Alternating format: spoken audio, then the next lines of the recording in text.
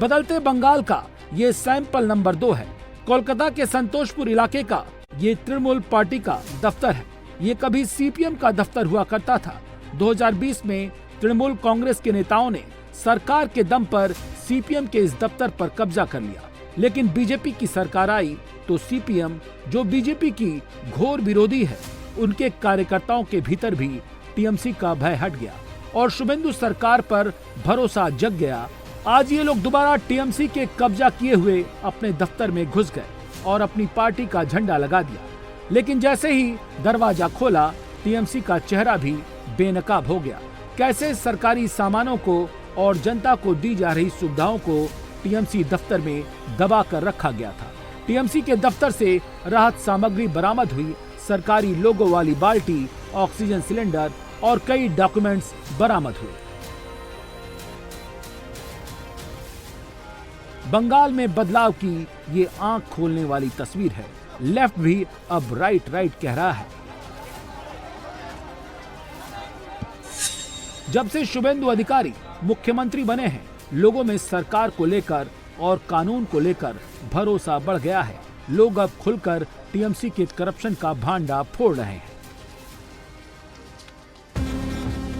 TMC की कारगुजारियों और बदलते बंगाल का ये तीसरा सैंपल है। नॉर्थ 24 परगना के हिंगलगंज विधानसभा के दुलदुली ग्राम पंचायत टीएमसी का बूथ नंबर 162 की ये तस्वीर है।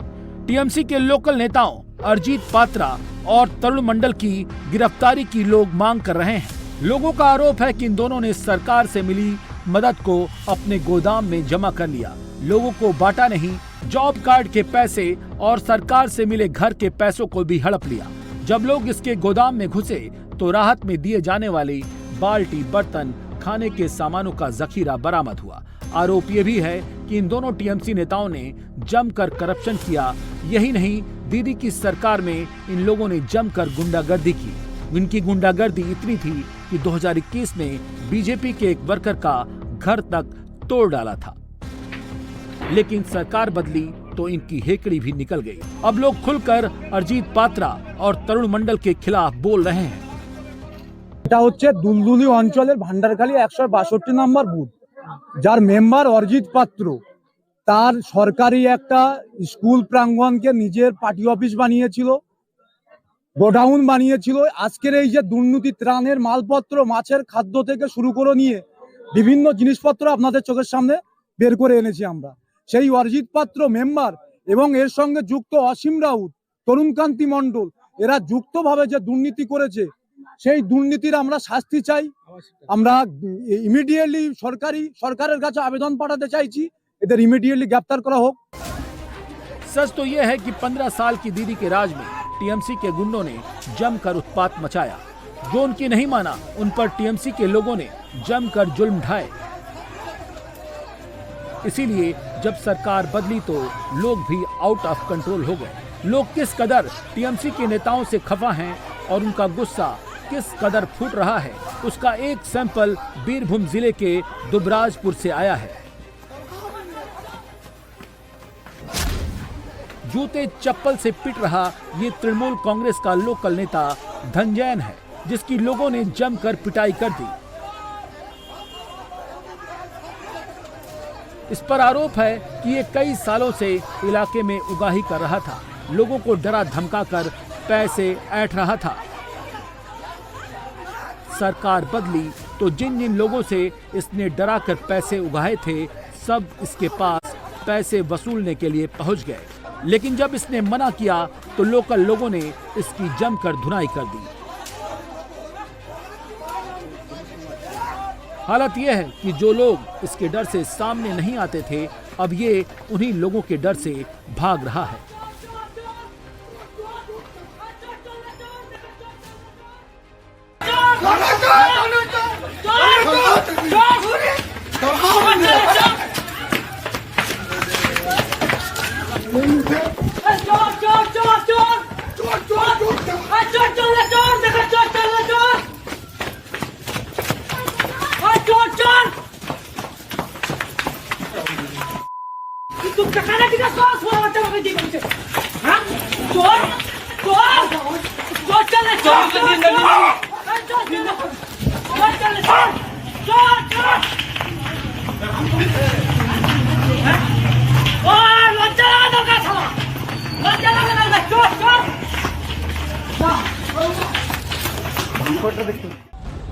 दीदी के राज में हालात कितने बदतर हो चुके थे, लोगों के गुस्से से अंदाजा लगा सकते हैं।